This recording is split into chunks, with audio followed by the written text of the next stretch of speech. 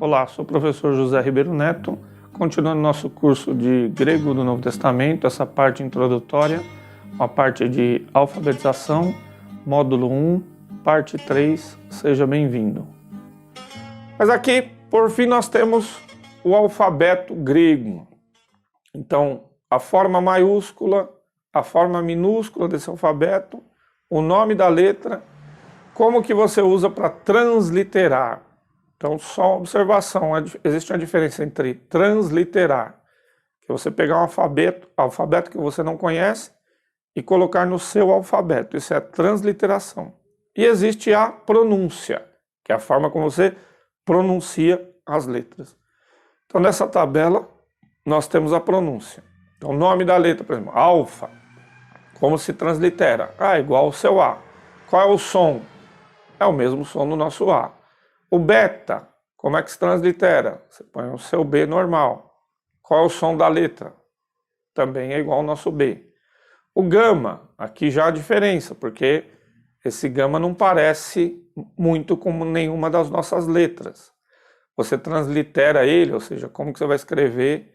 Você escreve um G para transliterar. Só que ele é diferente do nosso G, porque ele não tem o som G, G. Ele é Gá, Gué, Gui, Gó, Gu. Não existe esse som de G no grego. Então, você translitera como G, mas na hora de pronunciar, você vai ler como Gá, Gué, Gui, Gó, Gu. Então, o delta é como o nosso D, o epsilon é como o nosso E ou E. Há uma dificuldade de saber se era E fechado ou se E aberto. Por tradição também nós pronunciamos E, o epsilon. O zeta ou zeta também é uma dificuldade de saber qual era a pronúncia exata dessa letra. Será zeta ou será zdeta? Por tradição nós pronunciamos zeta, que parece ali a maiúscula com o nosso Z e a minúscula não parece muito com nenhuma letra que nós conhecemos no português. Ela é transliterada como Z, mas vai ser pronunciado como Z, zeta. O eta, toma cuidado aí no eta, porque parece um H, mas ele tem som de E. E o minúsculo parece ali um N, mas também tem som de E. Então o eta nós pronunciamos fechado e o som é E. O theta é ali uma bolinha com um tracinho, né? É usado nos dicionários, por exemplo, de inglês, para transliterar o som de think, né? Esse TH com a língua entre os dentes, é o theta, é uma letra grega que não parece com nenhuma que nós conhecemos. O iota é idêntico ao nosso I, o minúsculo é parecido com o nosso I minúsculo, mas não tem o pinguinho no I, tá? O iota não tem o pinguinho, é o som de I. O kappa é igual ao nosso K, o lambda não parece muito com nenhuma letra nossa, parece um V de ponta cabeça, né?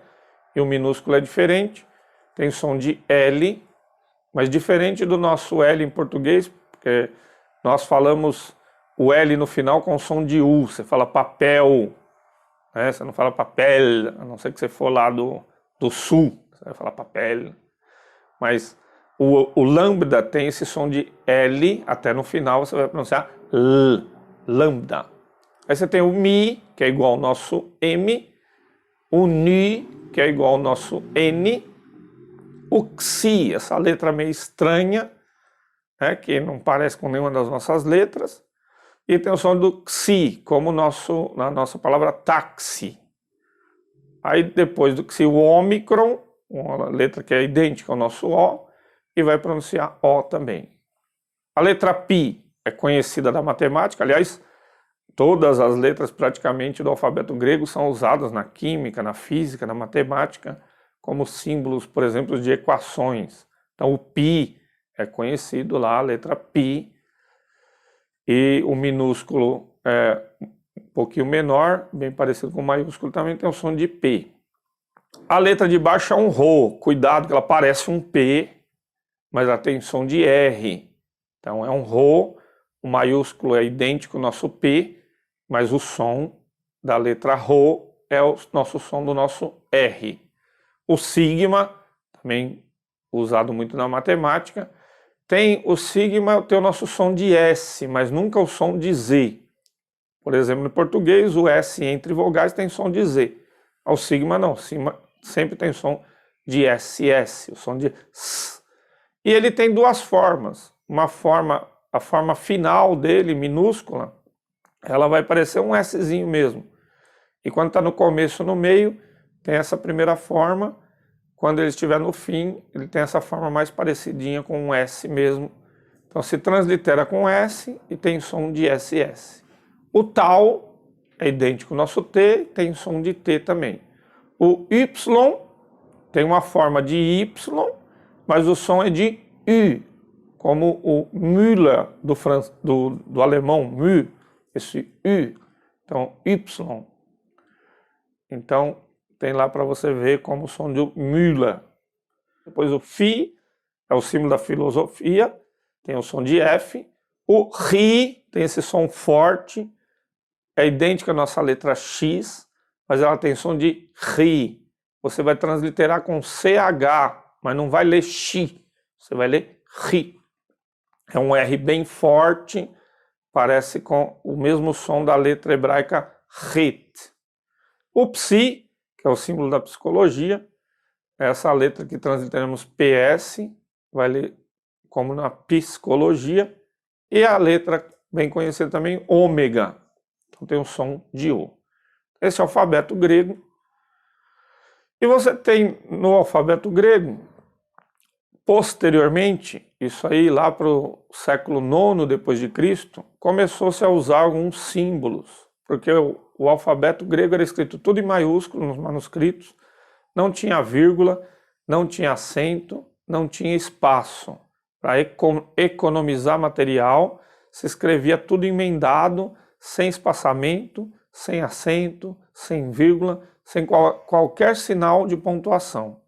A partir do século IX, começou-se a criar certos sinais indicativos de acentuação. Então você tem o acento agudo, como o nosso acento agudo, o grave, o acento circunflexo, como o nosso acento circunflexo, a chamada aspiração branda, que parece uma vírgula ali, que não interfere, né, na pronúncia, a aspiração branda com acento agudo, a aspiração branda com acento grave, a aspiração forte. Quando tiver aspiração forte, você vai ler como se fosse um R antes da vogal. Você tem a aspiração, você vai ler ela como se fosse um R, ela vai estar acima da vogal. Então vai ter a aspiração forte mais acento agudo e a aspiração forte mais acento grave. Depois você tem aí os acentos sozinhos, né? A aspiração branda não vai alterar nada a pronúncia. A aspiração forte, você vai ler como um H, som de R no começo da palavra. Aí você tem a aspiração forte mais o acento circunflexo, não vai alterar só a aspiração, som de R. Você não vai alterar por causa do acento. Só para destacar, o acento no grego é diferente do português. Então, no português você tem o E, se eu coloco um acento, vira E. No grego não. Se é E, mesmo com acento, vai continuar E. O acento só vai servir para dar a tônica da palavra. Ele não vai alterar a abertura da vogal, por exemplo. Então você tem lá as aspirações juntos com acento. A aspiração vai mudar a pronúncia da palavra, mas o acento não vai mudar a pronúncia da palavra. É usado um trema também, é igual o nosso antigo trema, que foi extinto agora. Era usado um trema para dividir as sílabas, para indicar que aquela vogal não fazia parte de um ditongo. E aí você tem o trema com acento grave e o trema com acento agudo. E aí por último você tem o ponto e vírgula. Nos textos gregos o ponto e vírgula é o nosso sinal de interrogação. Ele não é igual ao nosso ponto e vírgula. A forma do ponto e vírgula é a mesma, mas ele significa um sinal de interrogação. Como no português, o grego também tem ditongos. Então aí tem a forma de ler os ditongos. Ai, au, ei, oi, o ômicron e o y vai ficar u, eu, ui. Então essas ditongos, quando aparecer, você tem que ler dessa forma na palavra. Temos também no grego um sinalzinho que vai debaixo dessas três letras, debaixo do alfa, debaixo do eta e debaixo do ômega. É o chamado iota subscrito. Ele é importante na gramática, mas a pronúncia não vai alterar. Quando você vê o iota subscrito, você vai saber que é um determinado tipo de forma gramatical, mas você não vai ler o iota subscrito. Então o A vai ficar A, o E vai ficar E e o O vai ficar O. Mas tem que ter ele aí em algumas formas gramaticais para indicar aquela forma gramatical. Mas na pronúncia você não vai pronunciar o iota subscrito. E você tem algumas regras para a pronúncia do gama. O gama tem o som de ga, ge, gi, go, gu. Não tem o som de g nem gi. Mas quando o gama está antes de algumas letras, ele vai ter o som de n. Então, aí estão os exemplos. Um gama antes de um outro gama vai ter o som de n. Então vai ser como se fosse um ng. Um gama antes de um kappa vai ter o som de nk. Um gama antes do xi, então você vai pronunciar um n, depois xi. Um gama antes do ri, você vai pronunciar um n, depois o ri. Então são as diferentes pronúncias do gama. Então aqui para treinarmos a leitura de um texto grego, texto de João, capítulo 1, verso do 1 ao 5, eu vou fazer uma leitura mais pausada e depois você vai treinando com as regras de leitura. Então, lá, os números são os versículos, né, o capítulo 1 de João. Então eu vou ler. Enarche en hologos, kai hologos en proston theon, kai theos en hologos. Hutos en enarche proston theon, panta di autu egeneto, kai horis autu egeneto ude hen, hogegonen, en auto zoe en, kai he zoe en tofos ton anthropon, kai tofos en te scotia fainei, kai he scotia auto u catelaben. Então depois você volta, pode treinar a pronúncia, tentar ler, para você verificar a pronúncia do grego. E aí vamos para uma parte que já começamos a entender alguns conceitos importantes da língua grega, que é a questão da declinação. O que é uma língua declinável? Uma língua declinável é uma língua sintética. O que significa isso?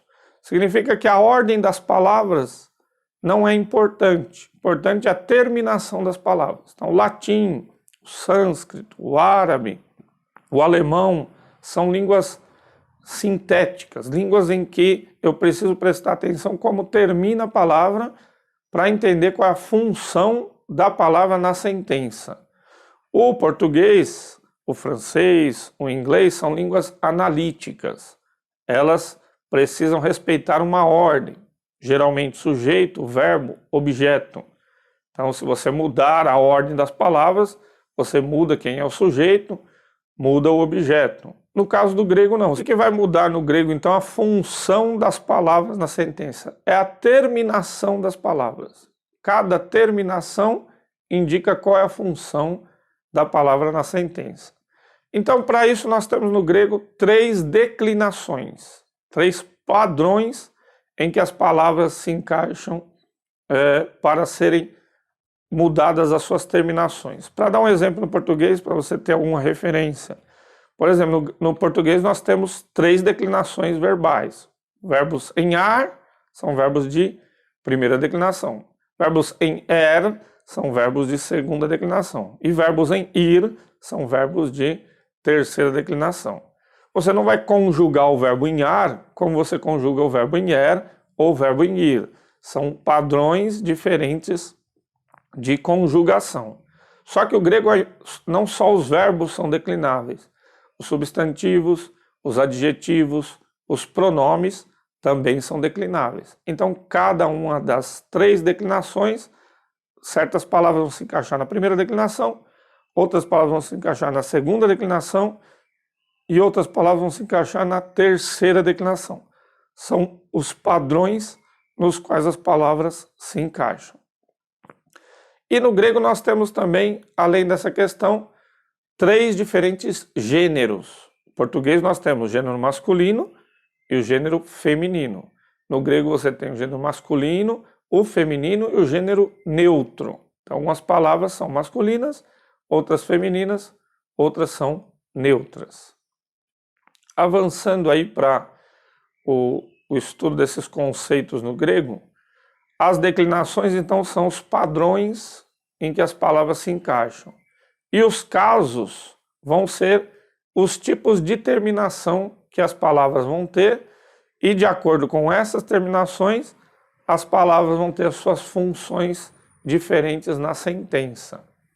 Então, alguns gramáticos dividem o grego em 8 casos e alguns dividem em 5 casos. Nós vamos mostrar os 5 casos e os 8 casos, que são só pequenas variações entre os casos. Então, você tem a regra aí dos 8 casos do lado esquerdo e os 5 casos do lado direito.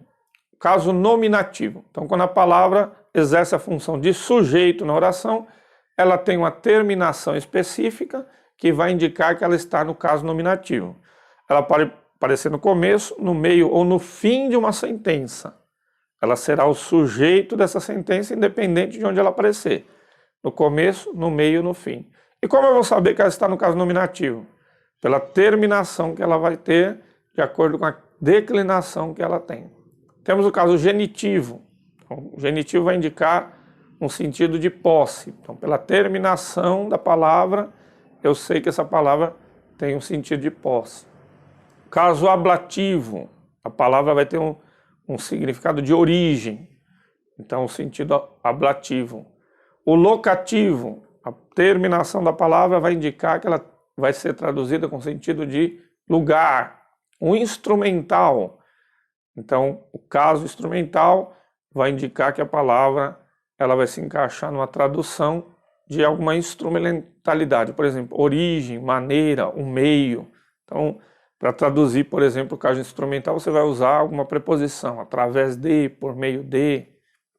O acusativo, o dativo, primeiramente o dativo, que é o objeto indireto. Então, se eu tenho a terminação de uma palavra, no caso dativo, eu sei que esta palavra é objeto indireto. Não importa se a palavra está no começo da sentença, no meio ou no final da sentença. Se ela termina no caso dativo, eu sei que ela é objeto indireto. E a mesma coisa o acusativo, só que agora é objeto direto. Então, se a terminação da palavra indicar que ela está no caso acusativo, esta palavra vai funcionar como objeto direto, independente se ela estiver no começo, no meio ou no fim da sentença. E por último, o caso vocativo, que é a ideia de evocação. Então, pela terminação da palavra, eu vou traduzir como ó, uma exclamação, uma evocação, é o caso vocativo. E reduzindo esses 8 casos para 5 casos, vão ser nominativo, genitivo, dativo, acusativo e vocativo. Veja que a variação está entre o genitivo, que tem genitivo ablativo, e o dativo, que é o locativo, instrumental e o dativo, por isso se reduz a 5 casos. Obrigado por ter participado no nosso curso de grego do Novo Testamento, essa parte introdutória. Você segue os links aí nas descrições. Quando você entrar no site dos cursos da Emuná Editora, você vai poder fazer os quizzes, provas, e ao final, passando nas provas e nos quizzes, você tem o certificado do curso de grego do Novo Testamento. Muito obrigado.